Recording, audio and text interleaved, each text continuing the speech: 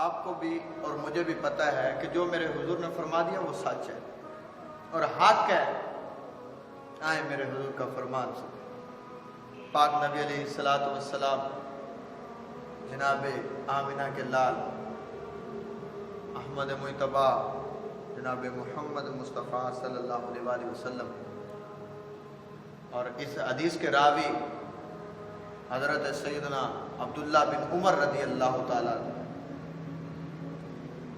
آپ سے مروی ہے کہ سرکار دو عالم صلی اللہ علیہ وآلہ وسلم نے فرمایا کہ کوئی دن ایسا نہیں جس دن میں مالک الموت اللہ کے جو فرشتے ہیں وہ قبرستان میں آ کر اعلان نہ کرتے ہو. کوئی بھی ایسا دن نہیں ہے. ہر روز آ کر اعلان کرتے ہیں کہ اے قبروں والو، اے قبروں میں دفن ہونے والو، تمہیں کس چیز پر رشک ہے آج؟ تو وہ جواب میں سب کہتے ہیں کہ ہمیں مسجدوں والوں پر رشک ہے. جو وہ مسجدوں میں جاتے ہیں اور اللہ کی نماز پڑھتے ہیں، اللہ کو یاد کرتے ہیں، ہم نہیں آج پڑھ سکتے. آج ہم ایسا نہیں کر سکتے.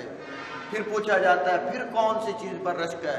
تو وہ کہتے ہیں ہمیں اس چیز پر رشک ہے کہ جو اللہ کا ذکر کرتے ہیں آج ہم نہیں کر سکتے. یہ اللہ کے فرشتے قبر والوں سے سوال کرتے ہیں، اعلان کرتے ہیں، ہر روز آ کر اعلان کرتے ہیں. وہ روزے رکھتے ہیں، ہم روزے نہیں رکھ سکتے. وہ صدقہ کرتے ہیں اور ہم صدقہ نہیں کر سکتے. تو وہ اس چیز پر نادم ہوتے ہیں، شرمسار ہوتے ہیں. بھائی آج تیرے پاس وقت ہے، اپنے رب کو راضی کر لے.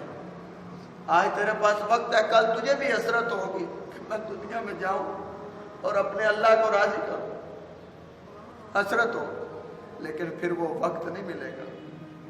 پھر یہ لمحے نہیں ملیں گے کہ تو آ کے اللہ کو راضی کر لے. پھر قبر میں ہوگا، ہزاروں من مٹی تیرے اوپر ڈال دی جائے گی، لیکن اس وقت تیری کوئی نہیں سنے گا سوائے اس قبرستان والا. تجھے اس کا پتہ نہیں چلے گا وہ کیا کر رہا ہے، مٹی کھا جائے. لیکن اللہ کو راضی کر لو. جس نے اللہ کو راضی کر لیا، قبر کی مٹی جو ہے وہ اس کا حیا کر. یہی ایک آرزو ہے. اللہ